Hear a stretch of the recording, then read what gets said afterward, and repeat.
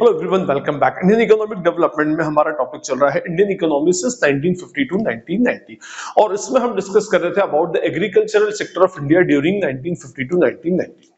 इसमें हमने डिस्कस किया कि पोस्ट इंडिपेंडेंस हमारे एग्रीकल्चरल सेक्टर की हालत क्या थी और उस एग्रीकल्चरल सेक्टर को इंप्रूव करने के लिए हमारे यहाँ पर कौन कौन से रिफॉर्म्स हुए, जिसमें हमने लैंड रिफॉर्म पे डिस्कशन किया और साथ में हमने ग्रीन रिवॉल्यूशन का प्रीवियस लेक्चर में डिस्कस किया। फाइन।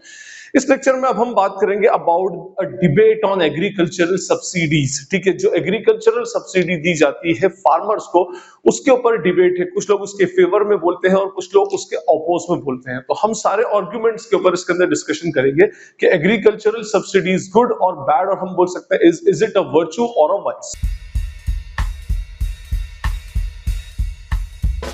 लेक्चर स्टार्ट करने से पहले आपसे अपील है कि अगर आप मेरा लेक्चर फर्स्ट टाइम देख रहे हैं या चैनल पर फर्स्ट टाइम आए हैं तो चैनल को सब्सक्राइब जरूर करें, और ये वीडियो देखने के बाद अगर ये वीडियो आपको यूजफुल लगता है, नॉलेजेबल लगता है, तो अपने फ्रेंड्स, क्लासमेट्स, कलीग्स के साथ में शेयर करें और वीडियो को लाइक जरूर करें। अब हम बात करते हैं हमारे आज के टॉपिक ऑफ डिस्कशन की। हमारा आज का टॉपिक ऑफ डिस्कशन है debate over agricultural subsidies. Agricultural subsidy अच्छी है या बुरी है, गुड और बैड, वर्च्यू और वाइस। ठीक है, ये हमें इसके ऊपर डिस्कशन करना है। बट एग्रीकल्चरल सब्सिडी अच्छी है या बुरी है, इस पर डिस्कस करने से पहले थोड़ा सा हम सब्सिडी का कंसेप्ट का पे डिस्कस करें कि ये एग्रीकल्चरल सब्सिडी एक्चुअली वर्क करती कैसे है। देखिए, हम पढ़ चुके हैं ऑलरेडी कि जब ब्रिटिशर्स हमारी कंट्री से गए 1947 में, तो हमें जो इकोनॉमी देकर गए उसकी हालत ठीक नहीं थी। वो एक अपने आप में स्टेगनेंट इकोनॉमी थी और वाइड स्प्रेड पॉवर्टी थी। वाइड स्प्रेड पॉवर्टी का मतलब होता है मेजॉरिटी पॉपुलेशन जो थी वो गरीब थी। स्पेशली जो हमारी कंट्री का फार्मर क्लास है, जो टिलर्स हैं, जो पीजेंट्स हैं, वो तो अपने आप में बहुत ज्यादा पुअर थे।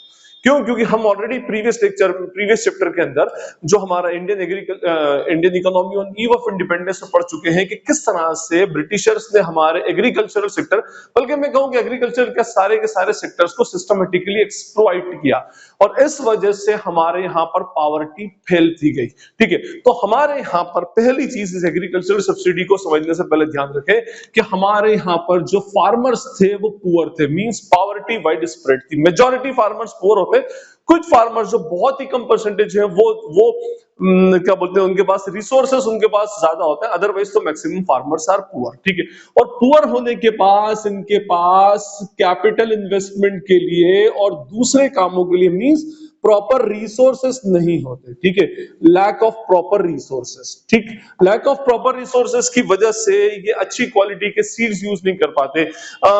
जो एग्रीकल्चरल एक्टिविटीज में फर्टिलाइजर्स लगने वाले हैं उसका यूज नहीं कर पाते, पेस्टिसाइड्स, इंसेक्टिसाइड्स का यूज नहीं कर पाते, और दूसरी इरिगेशन फैसिलिटीज का भी अल्टीमेटली यूज नहीं कर पाते थे। और गवर्नमेंट को एग्रीकल्चरल प्रोड्यूस को बढ़ाना था, लैंड रिफॉर्म किया, ग्रीन रिवॉल्यूशन किया। जैसे ग्रीन रिवॉल्यूशन आया तो वहां पर HYV सीड्स की रिक्वायरमेंट हुई, और मैंने आपको बताया था HYV सीड्स कभी भी अकेले वर्क नहीं करता था। हाई यील्डिंग वैरायटी सीड्स अपने आप में बहुत सेंसिटिव होता है, तो इसके साथ में इसको प्रॉपर इरिगेशन फैसिलिटीज की रिक्वायरमेंट होती है।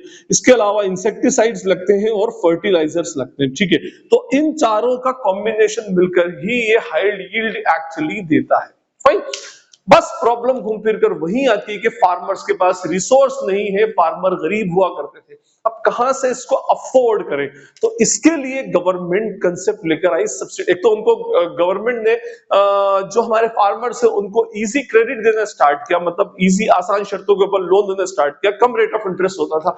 ये अपने आप में एक जगह है, लेकिन एक अपना पॉइंट है। लेकिन सेकंड पॉइंट था एग्रीकल्चरल सब्सिडीज, और एग्रीकल्चरल सब्सिडी के थ्रू जितने भी रिसोर्सेस होते थे, इन रिसोर्सेस को क्या बनाया गया, चीपर बनाया गया, सस्ता बनाया गया। ठीक है, सस्ता बनाया गया, और इतना सस्ता बनाया गया कि जो एक छोटा फार्मर है, गरीब फार्मर है, वो भी उसको इजीली अफोर्ड कर सके। ठीक है, अब देखिए कैसे, लेट सपोज जैसे अगर हम बात करें कि कोई ट्रैक्टर है ना, अब मान लीजिए से फॉर एग्जांपल कि एक ट्रैक्टर है और एक ट्रैक्टर की प्राइस है लेट सपोज 5 लाख रुपीस। अब ये 5 लाख रुपीस एक पुअर फार्मर के लिए महंगा है। ठीक है, अगर ट्रैक्टर नहीं होगा तो ये ट्रेडिशनल वे से क्या करेगा, अपने यहाँ पर फार्मिंग करेगा, जिसमें टाइम भी ज्यादा लगता है और एनर्जी भी ज्यादा वेस्ट होती है। ट्रैक्टर अगर ले लेगा तो वही काम जो ज्यादा टाइम में करता है वो जल्दी वो कर सकता है। फाइन, लेकिन प्रॉब्लम ये है कि कैपिटल कॉस्ट इसकी बहुत ज्यादा है। तो गवर्नमेंट क्या करती है, इस ट्रैक्टर का जो भी प्रोड्यूसर है, ठीक है, उस प्रोड्यूसर को बोलती है कि भाई आप क्या करें, जब इस ट्रैक्टर को एक स्पेसिफिक फार्मर को सेल करें तो उस स्पेसिफिक फार्मर से आप 3 लाख रुपए लें और 2 लाख रुपया हम आपको एज अ सब्सिडी देंगे। ठीक है, मतलब 5 लाख रुपीस के ट्रैक्टर में से 2 लाख रुपए का पेमेंट कौन करेगा? गवर्नमेंट करेगी, और 3 लाख रुपए आप क्या करें? कंज्यूमर से वसूल है। अब कंज्यूमर को 5 लाख रुपए की चीज जो है वो 3 लाख रुपए की पड़ रही है। ठीक है, तो कंज्यूमर क्या करता है? उसको परचेस कर लेता है, 40% की सब्सिडी तो गवर्नमेंट बेयर कर रही है। दूसरी बात, प्रोड्यूसर को लॉस इसलिए नहीं होता कि उसको 5 लाख के अगेंस्ट पूरा 5 लाख ही मिल गया। ठीक है, 3 लाख रुपया जो 60% अमाउंट है वो तो किससे मिल गई? कंज्यूमर से, और जो बची 40% अमाउंट थी वो गवर्नमेंट की साइड से उसको आ जाएगी। मींस इसमें प्रोड्यूसर को भी लॉस नहीं होता। हाँ, फार्मर को इसमें बेनिफिट होता है कि एक लंबा डिस्काउंट उसको मिल जाता है, लंबा वेवर उसको बेसिकली मिल जाता है। गवर्नमेंट को इसके ऊपर लॉस होता है, गवर्नमेंट के बजट के ऊपर हेवी बर्डन आता है। मान ली ट्रैक्टर के ऊपर अगर 2 लाख रुपए की सब्सिडी दे रहे हैं तो हमारे यहाँ पर तो ढेर सारे फार्मर्स हैं और अलग अलग फार्मर्स, बहुत सारे ट्रैक्टर्स के ऊपर हमें बहुत लंबी चौड़ी सब्सिडी भी देना पड़ेगी।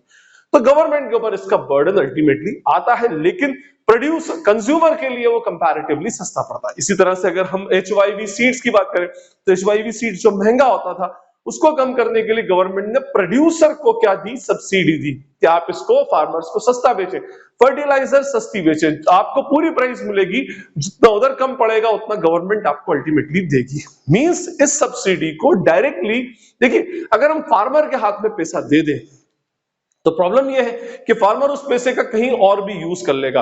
तो गवर्नमेंट ने एक बहुत अच्छा तरीका सोचा कि भाई हम सीधे प्रोड्यूसर को पैसा देते हैं और एक वेवर, एक डिस्काउंट जो होता है वो किसको?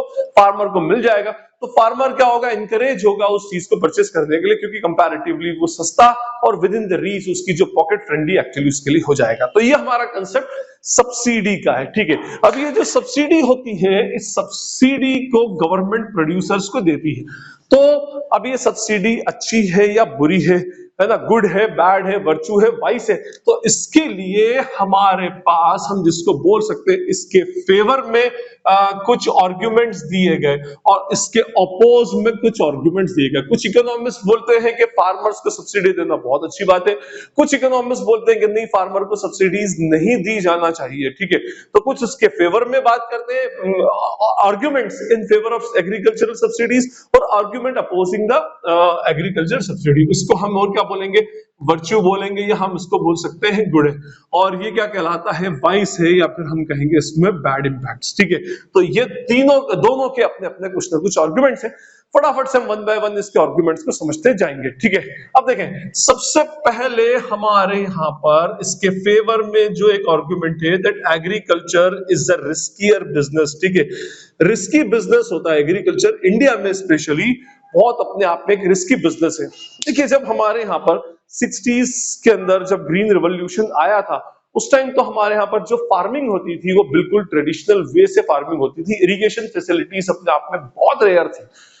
पूरी तरह से जो एग्रीकल्चरल एक्टिविटीज थी वो मॉनसून के ऊपर डिपेंडेंट होती थी। मॉनसून अच्छा होगा तो एग्रीकल्चरल प्रोड्यूस अच्छा होगा, नहीं होगा तो एग्रीकल्चरल प्रोड्यूस भी नहीं होगा।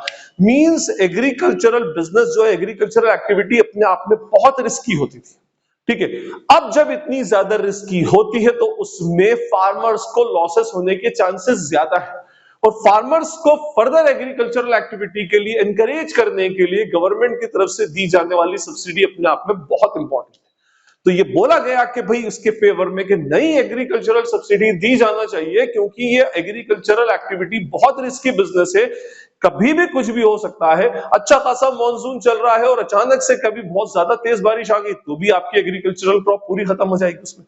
तो बहुत रिस्की है। हम बोलते हैं ना, agriculture, Indian agriculture is a gamble of monsoon. ठीक है, जैसे ही मॉनसून होगा अकॉर्डिंगली हमारे यहाँ का एग्रीकल्चरल प्रोड्यूस होगा। पूरा सट्टा है, जुआ है एक तरह से देखा जाए तो। Anyway, agriculture is a risky business, और रिस्की बिजनेस होने की वजह से भी हमें क्या करना चाहिए? बोला गया उसके फेवर में कि नहीं, बहुत रिस्की है तो एग्रीकल्चरल सब्सिडीज दे, जिससे फार्मर का रिसोर्स का बैकअप उनको मिल जाए और वो फ्यूचर इन्वेस्टमेंट के लिए, फ्यूचर एक्टिविटीज के लिए क्या ज्यादा से ज्यादा एनकरेज हो सके। ठीक है, फाइन। चलिए, सेकंड जो ये बोला गया कि भाई हमारे यहां पर majority farmers are poor farmers हैं, और पुअर फार्मर्स होने की वजह से उनके पास लैक ऑफ रिसोर्सेस है, और लैक ऑफ रिसोर्सेस की वजह से वो बेचारे आगे नहीं बढ़ पाते। आपने किसी पुअर फार्मर को सस्ता कोई प्रोडक्ट दे दिया, अब आपने HYV सीड्स दे दिए, महंगे HYV सीड्स थे, कैसे परचेस करेंगे? तो वो ट्रेडिशनल फार्मिंग की तरफ ही जाएंगे, आपका रिवोल्यूशन हो ही नहीं पाता। तो गवर्नमेंट को ये बोला गया कि नहीं साहब, हमारे यहाँ के मेजॉरिटी फार्मर्स जो है वो बेचारे बहुत गरीब है और गरीब फार्मर्स के पास रिसोर्स नहीं है खरीदने के लिए, तो बेहतर ये है कि आप उनको सब्सिडीज दे, जिससे उनका बिजनेस में या उस स्पेसिफिक एक्टिविटी के अंदर करने के लिए ज्यादा से ज्यादा बंदा एनकरेज हो सके। और थर्ड पॉइंट है इसमें, इट फिल्स द गैप। ठीक है, गैप किस किस के बीच में बढ़ता है? Between rich and poor class farmers. ठीक है, आप गरीब फार्मर्स को सब्सिडी देंगे, सब्सिडीज देकर उनको इंसेंटिवाइज करेंगे, तो उनका क्या होगा? स्टैंडर्ड ऑफ लिविंग बढ़ेगा, वो एनकरेज होकर काम करेंगे, स्टैंडर्ड ऑफ लिविंग बढ़ेगा, और स्टैंडर्ड ऑफ लिविंग बढ़ने से जो रिच और पुअर क्लास है उसके बीच में जो गैप है वो कम से कम बेसिकली हो सकेगी। तो जो भी इकोनॉमिस्ट इस एग्रीकल्चरल सब्सिडीज के फेवर में बोलते हैं, तो उनके लिए ये बेसिक आर्गुमेंट्स हैं कि भाई एग्रीकल्चर हमारी कंट्री में बहुत रिस्की बिजनेस है, और रिस्क फैक्टर को कम करने के लिए जब एग्रीकल्चरल सब्सिडीज होंगी, प्रोडक्ट सस्ता मिलेगा, तो कंपैरेटिवली फार्मर ज्यादा से ज्यादा एनकरेज होगा। सेकंड, पुअर फार्मर्स बहुत ज्यादा है, और थर्ड जो है ये गरीब और अमीर लोगों के बीच की जो गैप है, उस गैप को अल्टीमेटली ये फिल करता है। अब देखिए, जैसे यहाँ पर फेवर में कुछ आर्गुमेंट्स हैं, तो अगेंस्ट में भी कुछ आर्गुमेंट्स है। देखिए, एग्रीकल्चरल सब्सिडी का जो डिबेट है, और दुनिया में कोई भी डिबेट होती है, तो ये अपने आप में नॉर्मेटिव कंसेप्ट होती है, नॉर्मेटिव साइंस होती है, और हर इंसान अपना अपना पर्सनल ओपिनियन उसके ऊपर देता है। कुछ उसके फेवर में ओपिनियंस होते हैं, कुछ उसके अगेंस्ट में ओपिनियन होते हैं, बंदे का अपना पर्सनल ओपिनियन होता है। तो जैसे इसके फेवर में कुछ इकोनॉमिस्ट बोलते हैं, तो कुछ इकोनॉमिस्ट बोलते हैं कि नहीं साहब, हमें क्या करना चाहिए, इसमें एग्रीकल्चरल सब्सिडीज को बंद कर देना चाहिए, क्योंकि उसके बहुत सारे ड्रॉबैक्स हैं और कुछ मिसयूज बेसिकली हो रहा है। तो इसमें फर्स्ट जो हमारा अपोज में है, सबसे पहले होता है इसमें वेस्टफुल कंजम्पशन। अब देखिए, इसके वेस्टफुल कंजम्पशन के लिए लोग ये बोलते हैं कि जब इंसान को कोई चीज सस्ती मिलती है या फ्री ऑफ कॉस्ट मिलती है, तो बेसिकली क्या करता है, उसकी कदर वो इंसान नहीं करता। बोलते हैं ना, उर्दू में कहावत है कि माल मुफ्त दिले बेरहम। तो इंसान क्या करता है कि जब उसको कोई चीज फ्री ऑफ कॉस्ट मिलती है या सस्ती मिलती है, तो फिर उसकी कदर उसको नहीं होती। आप कोई भी चीज इंसान को सस्ता देने लग जाए, तो उसकी कदर करना वो छोड़ देगा। अब जब वो चीज उसको महंगी मिलती है, तो वो उसकी अहमियत, उसकी इंपॉर्टेंस को समझता है।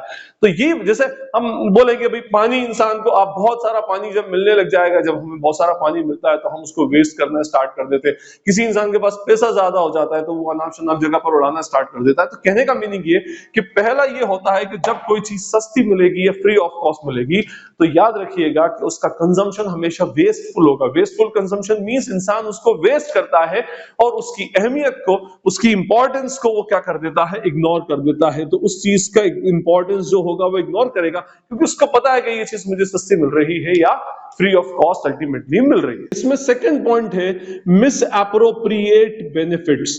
ठीक है, मिस एप्रोप्रिएट बेनिफिट्स का मीनिंग होगा कि बेनिफिट मिलना किसको चाहिए और बेनिफिट्स उठाता कोई और है।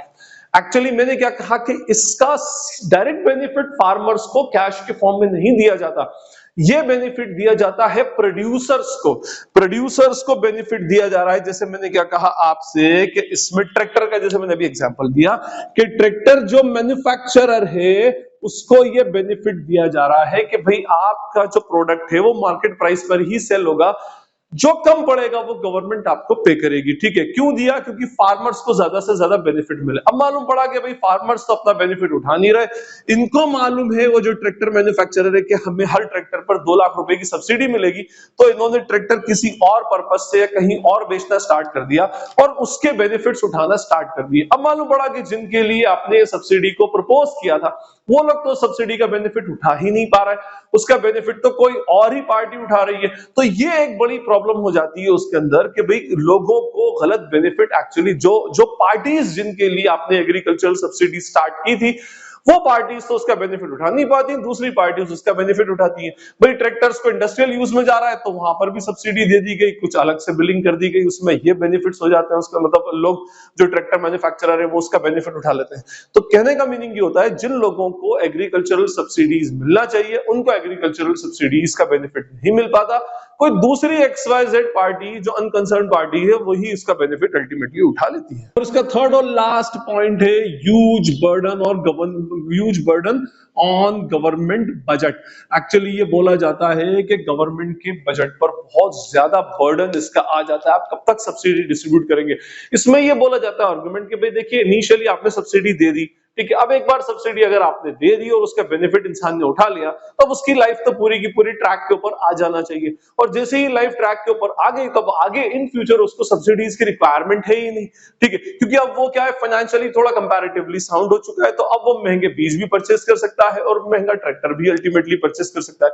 ये बोला जाता है कि आप बार बार उसको सब्सिडी देते हैं तो इसका इंपैक्ट गवर्नमेंट के बजट के ऊपर पड़ता है। गवर्नमेंट का बजट का एक बड़ा अप्रोप्रिएशन इन सब्सिडीज के बेनिफिट्स के लिए अल्टीमेटली दे दिया जाता है, जिससे गवर्नमेंट का डेफिसिट फाइनेंसिंग होती जाती है। बजट वाला चैप्टर आपने पढ़ा है, उसके अंदर क्या होता है, डेफिसिट बजट हमारा बनता जाएगा, गवर्नमेंट के एक्सपेंडिचर अननेसेसरी इंक्रीज होते जाते हैं।